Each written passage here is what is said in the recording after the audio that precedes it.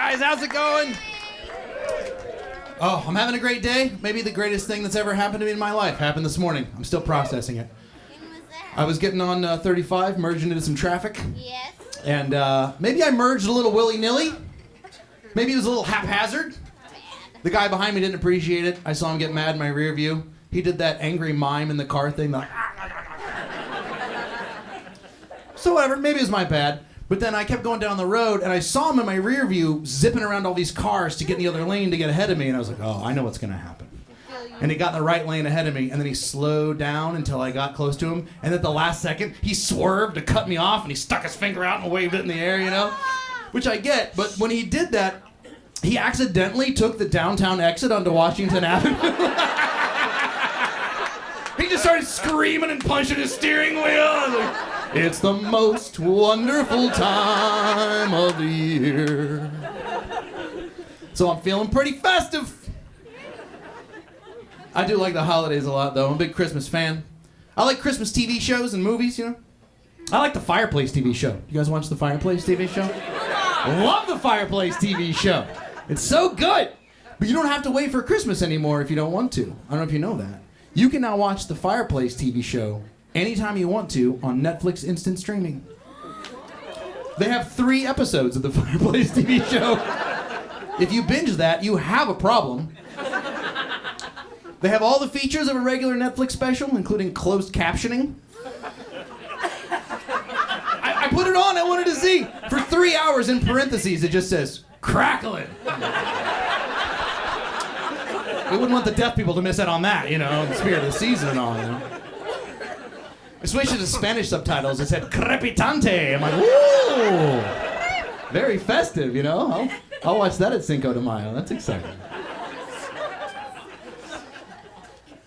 A lot of comics come out and they like to talk about their appearance, but I can't do that because I don't look like anything. I don't. I look like you went to the white guy store and ordered a mild. I was playing my old Nintendo Wii with my niece, and you can make your own character, and I went to make my character. It already looked exactly like me. I look like the default Wii. I'm Wii. That's fine. It doesn't bother me. I'm not envious of good-looking people. I'm envious of ugly people. I think they've got it better. Good-looking people, they think their life is so great because at the very beginning they don't get a speeding ticket. You know, people hold doors for them, buy them drinks. But then that goes away, and you don't understand why people aren't nice to you anymore. But ugly people, they're just sitting there waiting for everybody to catch up to them.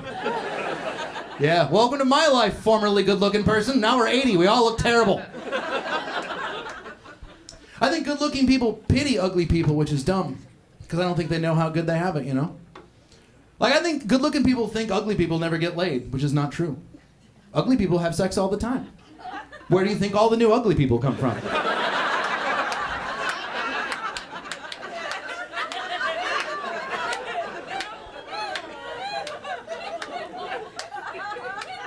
I think ugly people have better sex than good-looking people. For sure. An ugly person never says, ew. An ugly person says, sure.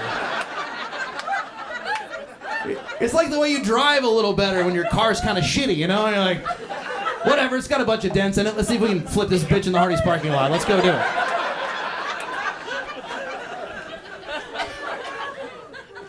It's kind of a weird time to look like me, though. Because now every time there's one of those mass shooting tragedies, it's always like that guy looks exactly like me. That's tough. Every time there's a huge tragedy, I look in the New York Times. It's like, oh, look, it's my high school yearbook photo. Great, that's going to be good. People are scared of me now. That's never happened to me in my entire life. I go to Barnes & Noble and I set my backpack down and everyone starts running away. I'm like, no, I'm just a guy. I'm just a guy. Don't worry. I got to change my whole look. Dye my hair blue, shave it into a mohawk, get a lot of facial piercings, long black flowing trench coat. Basically look like what you used to think a shooter looked like. Because if you see that guy now, you're like, oh, look, the goth kid's going to the Billie Eilish concert. Good for him, yeah. But if you see what looks like a disgruntled Best Buy assistant manager, like, pull the fire alarm, we gotta get the hell out of here!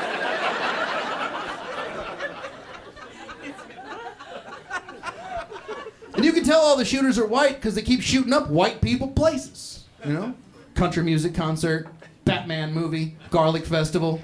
suburban high school. It's white people shit. I gotta change my whole lifestyle now. For me, from now on, it's nothing but Chinese food and Tyler Perry movies. People are like, what's the goth kid doing at Medea's family bar mitzvah? Living my full life cycle, that's what I'm doing.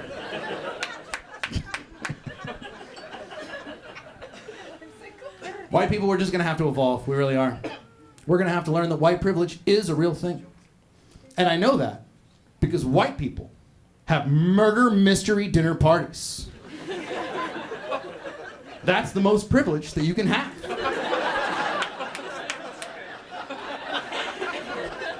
It's like, hey, wouldn't it be fun to pretend there's crime in our neighborhood, huh?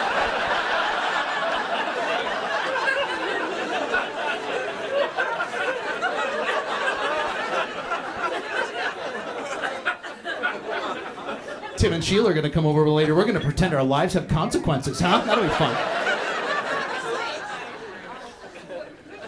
White people, we have it so good, we gotta pretend that the stuff we do is dangerous and illegal just to have a good time. You ever go to one of those speakeasy bars? Yeah, right? There's no sign. You gotta know the code. Knock on the doors on $11 Miller Lite. You're like, you know they sell this shit at the gas station, right? This is not. Escape rooms, that's some white people bullshit right there. A white person definitely invented escape rooms. Like, oh, your life lacked a fear of incarceration. You gotta simulate it with wizard riddles.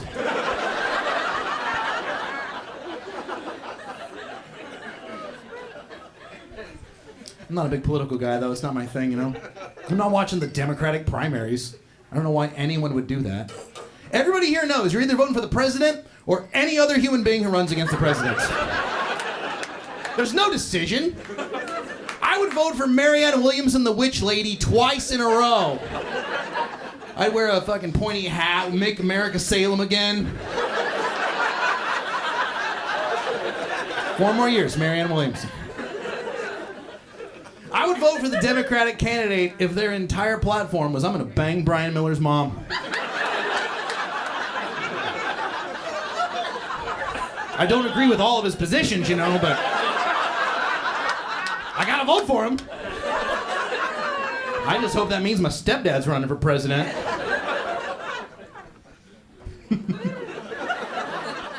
We've gotta think of the children.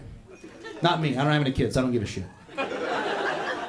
My best friend John, though, he doesn't have kids either. He's a 38-year-old single fireman. He texted me the other day, and he said, hey, Bryan, I'm thinking about getting a foreign exchange student. I think you just made me an accessory with that text.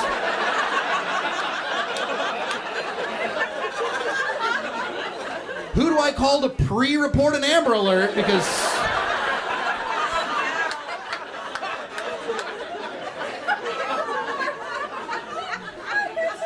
He said, do you think that's a bad idea? No, not at all, Johnny.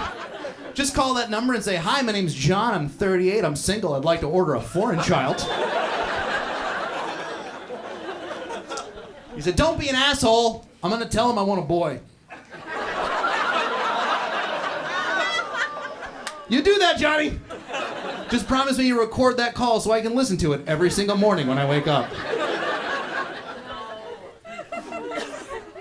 I don't have kids, which is great. I love it. I can't have kids medically, which is fine. I don't usually tell people that, but I know you guys. You're not strangers. I know you do. But when other married people find out that you're married and you don't have kids, they will not stop trying to talk you into it like it's some sort of condo pyramid scheme, you know? Like it's some essential oils bullshit or whatever. It's like, no, you're gonna do it. You're gonna have kids. I'm like, no, I'm really not. No, you're gonna come home one day and your wife's gonna be like, I'm pregnant. Well, she fucking better not. Not unless she can convince me the miracles are real. Either this kid's the second coming or I'm the first going.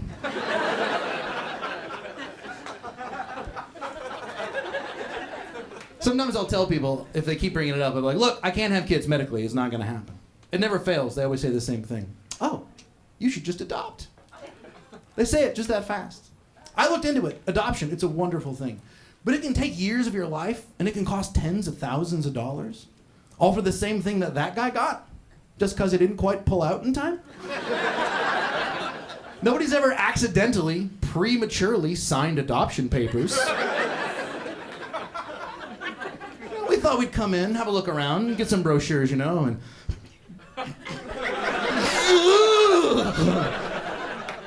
Oh, I'm so sorry, that almost never happens to me. Probably should have left the cap on the pen there, huh? I guess we're getting a baby now. That's my fault. I just meant to sign your chest, you know? Yeah, the fun people get that. If somebody left that, you're gonna have a good night. My same friends, though, they're always complaining to me because I'm free during the day. You know, I go to movies and museums and sporting events. They're like, oh, you don't know how good your life is. You don't know how lucky you have it. Weren't you just trying to talk me into your shitty life 10 months ago? I know I have a good life, and don't complain to me. In fact, because I recently bought a house, and I pay a ton of money in property taxes, all of which goes to a school system that I will never use.